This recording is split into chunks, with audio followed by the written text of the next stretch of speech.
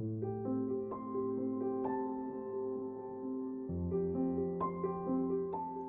what are we talking about tonight? Well, this is the second live stream, and I'm talking now about the journey of healing because I feel it's time to move on to this domain and move on from just talking about treatments and me being a physician or an authority on this subject, as I do it as a day job for years in and years out for over 20 years now, and move to the realm of I'm an individual who's on a journey.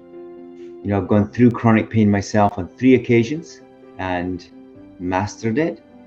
So I'm going to share on that in forthcoming weeks. But this week, I'm going to share on a personal journey that I'm sure you'll be able to relate to, because everybody in chronic pain has a journey of going up and down. Up as in better times, down as in struggle times. And that is an analogy of the whole of life. We all as humans go up and down on the journey of our life.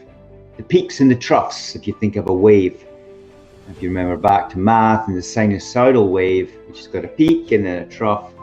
This is a linear model of life, and we're moving forward in time, like going up in the wave and then down in the wave.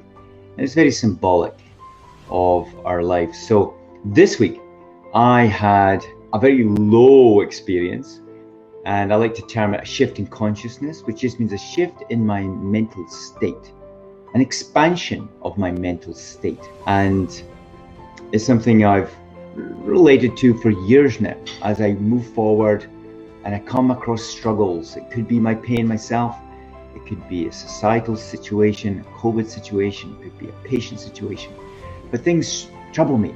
And as I come through that difficult experience, I learned something. Now, for all you mums out there and grandmas out there, you'll know what it is to deliver a baby or have a C-section.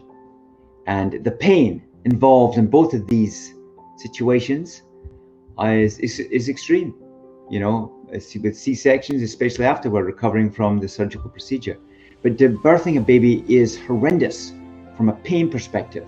And most women, I think, would agree with that. And back in the day, I was involved with delivering babies, about 300 in my career as a family physician. And it was a wonderful opportunity to be involved in the magic of life with every new child being born. But for the mother, it is a really difficult time. But what comes out of it is a child, is a newborn, is a gift of life itself. And it's an example of a peak with the baby, or the trough of the delivery, the struggle with the pain, and the peak with the joy and the delight of a newborn. Nothing quite like it, having 4 children myself. So that's an analogy that I hope you can relate to. But this week, this shift in consciousness or expansion happened, and to summarize it, it was like a move from my brain to my heart. Now, many years ago, over 20 years ago, I remember reading something and talking about the longest journey in the world, or the longest journey in our life, is 12 inches. Not 12 inches, is from here to here. And I think, you know, if anybody has got any comments about this, you know, put something in the comment box. Job in different ways, shapes and forms for several years now, full-time helping people with chronic pain. And, you know, I look at the mind, I look at brain treatments to reduce pain, which we've talked about in live streams over the years. Talk about diet and anti-inflammatory advice. Talked about the Wim Hof method more recently, and anti-inflammatory actions of cold exposure with showers, as well as breathing exercises to optimize utilization of oxygen. All these treatments are amazing. All these treatments can work for patients if they're doing it on a regular basis. But for some reason, I just felt it wasn't really, wasn't doing it for me, is maybe a way of describing, but you know, I wasn't really connected like I normally am with this.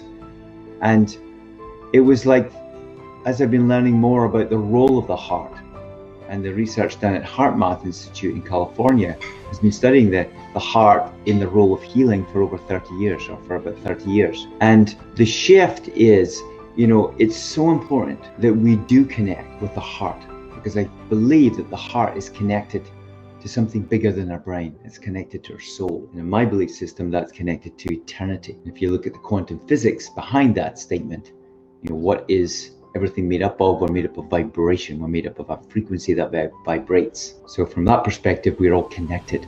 And that heart literally can heal. And the life of compassion, the life of unconditional love is fundamental to that journey. So, for me, it was not a comfortable week. It was a challenge, and I think the vulnerability on this journey of healing is to accept sometimes we just don't know. We don't know where the next week is going to unfold, or the next 24 hours, or even the next 5 minutes. Now, I know that the activities we talk about on these live streams help a lot, but sometimes they don't. And somebody said that to me today. It's just not working, and it's just okay to be uncomfortable with not knowing. And the reason for that is when we say, I don't know, is we're not involving the mind.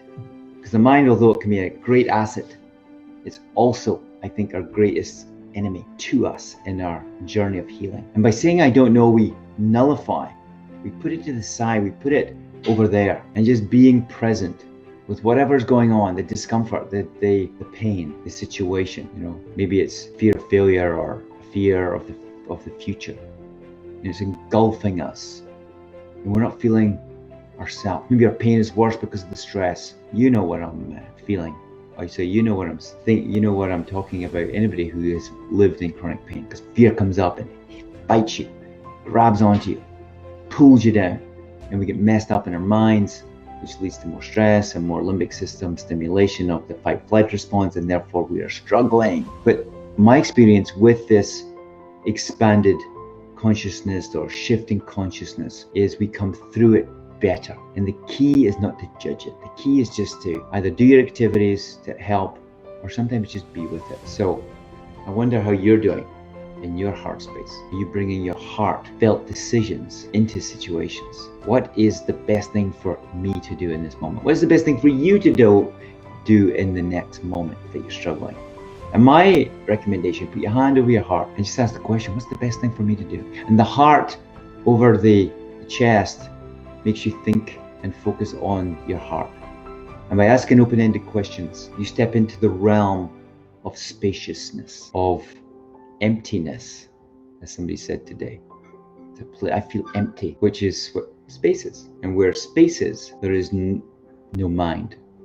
That's why parking the mind on the side is good. And we allow from the spaciousness ideas, suggestions. It may take a while, but if you get a suggestion, write it down. It may happen if you're in the shower, it may happen if you're just getting out of sleep or in a dream. Write it down. But just being present and being comfortable with the uncomfortableness of this moment is really important in my experience. And this can help us navigate through this journey of healing, which is not easy.